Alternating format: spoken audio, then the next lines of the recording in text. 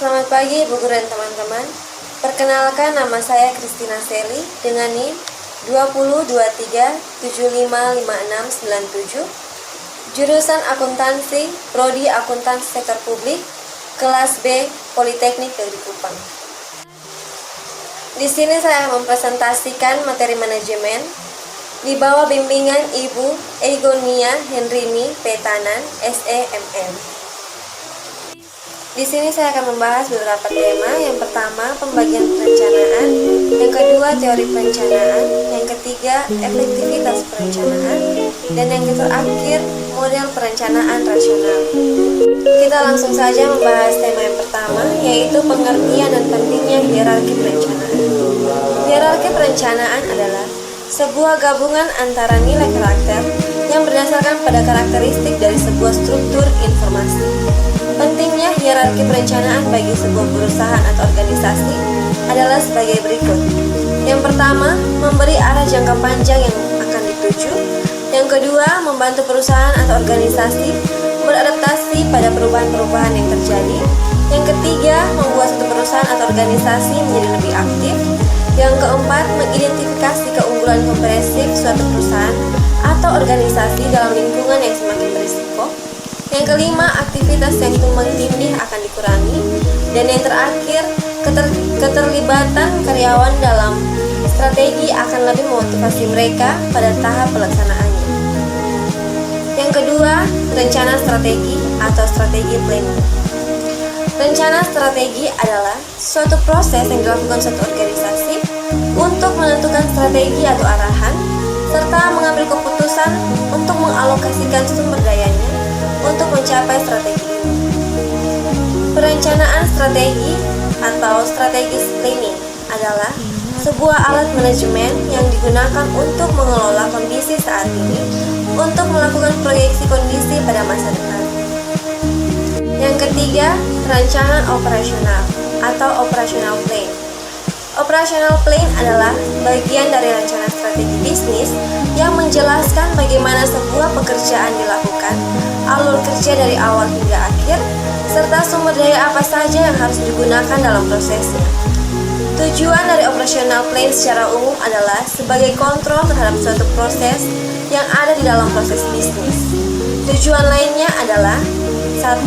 Menjelaskan dari mana akan mendapatkan sumber daya yang perlu. 2. Cara menggunakan sumber daya itu secara efisien.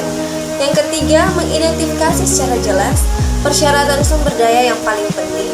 Yang keempat, mengurangi risiko jika memungkinkan dan menyiapkan rencana selanjutnya jika diperlukan. Yang kelima, memikirkan masa depan proyek atau bisnis termasuk keberlanjutannya. Yang keempat, teori perencanaan operasional sistem dan teori perubahan sistem. Pertama, teori perencanaan operasi sistem. Teori ini penekanannya adalah pada penjelasan bagaimana sistem sosial itu berlangsung, di mana sistem sosial merupakan suatu perihal kompleks, dinamis, berkembang, dan kontinu. Sebagai hasil pembelajaran para ahli, maka dilahirkan sebuah pendekatan terhadap sistem sosial yang disebut dengan teori sistem umum, di mana pendekatan teori ini berupaya mengembangkan pandangan mengenai sistem sosial secara total, dalam artian dapat diterima sistem secara menyeluruh. Yang kedua, teori mengenai perubahan sistem. Adapun kajian dari teori ini adalah sebagai pengupayaan pengadaan atau tools serta teknik maupun mekanisme dalam mengubah dan sekaligus mengendalikan sistem-sistem sosial. Dalam teori ini akan diupayakan ketersediaan segala hal-hal yang dibutuhkan, sarana-sarana pendukung, metode-metode dari berbagai disiplin ilmu untuk mensukseskan tujuan perubahan dan mengendalikan sistem sosial yang direncanakan. Yang kelima, menjelaskan efektivitas perencanaan kemampuan manajer untuk melakukan pekerjaan dengan benar. Membuat perencanaan efektif dan berhasil perlu ditambahkan dengan niat, konsistensi, serta jiwa yang ingin belajar agar apa yang dikerjakan menjadi lebih baik dan maksimal dan membuat kita menjadi orang yang teratur dan bisa mengarahkan fokus pada apa yang kita kerjakan. Agar perencanaan bisa berjalan sesuai harapan dan dapat dicapai dengan tujuan terbaik, maka diperlukan perencanaan yang efektif sebagai berikut. Yang pertama, rencana perencanaan tertulis. Yang kedua, menentukan goal atau tujuan. Yang ketiga, susun sesuai tugas dan tanggung jawab. Yang keempat, tentukan prioritas. Yang kelima, review. Dan yang keenam, batas waktu.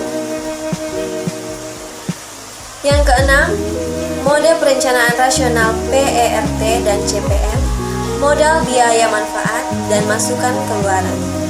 Yang pertama, modal PERT dan CPM. PERT merupakan akronim dari Program Evaluation and Review Techniques atau teknik evaluasi dalam peninjauan program. PERT membantu manajer untuk menyadari permasalahan yang dihadapi, bersifat realistis serta kelakuan dan kelemahan, menilai seluruh faktor dan pertimbangan keputusan yang diambil. Teknik ini juga membantu manajer menentukan batas waktu atau deadline yang akan lebih cepat karena adanya pengendalian yang efektif dan kesinambungan. Yang B, CPM, adalah suatu teknik perencanaan dan pengendalian yang digunakan dalam proyek yang dimiliki daya biaya dari masa lampau. 2. Model pemrograman linear atau linear programming model. Model ini digunakan untuk penilaian, perencanaan, dan kualitas lingkungan, dari pengolahan sumber daya alam sampai pengendalian sisa dari pengolahan industri, bahkan dapat menilai kemungkinan penurunan atau perbaikan dalam kualitas lingkungan. Program linear mengandalkan model matematis dan model simbolis. 3. Model biaya manfaat. Model biaya manfaat merupakan metode matematis yang menunjukkan serta mengukur manfaat biaya ekonomi suatu produk atau program. Teknik biaya manfaat terbagi menjadi dua, yaitu teknik penilaian manfaat dan teknik penilaian kualitas lingkungan. Yang keempat, model masukan keluar. Model ini didasarkan pada sistem ekonomi modern bahwa kegiatan produksi sangat berhubungan satu sama lain. Masing-masing kegiatan memproduksikan dan berperilaku ganda. Yang kelima, model simulasi dinamis. Model ini merupakan himpunan persamaan yang menggambarkan sistem lingkungan ekonomi. Dengan menggunakan komputer dan perilaku sistem disimulasi secara arbiter dengan pengubahan arbiter, lalu hasilnya dicatat. Teknik ini bermanfaat untuk meneliti sistem yang memiliki antarhubungan yang kompleks, waktu yang mendesak, serta sifat yang tidak linear. Jangan pernah membandingkan dirimu dengan orang lain, karena tidak ada perbedaan antara matahari dan bulan. Keduanya sama-sama bersinar, hanya di waktu yang berbeda. Sekian dari hasil presentasi saya. Terima kasih.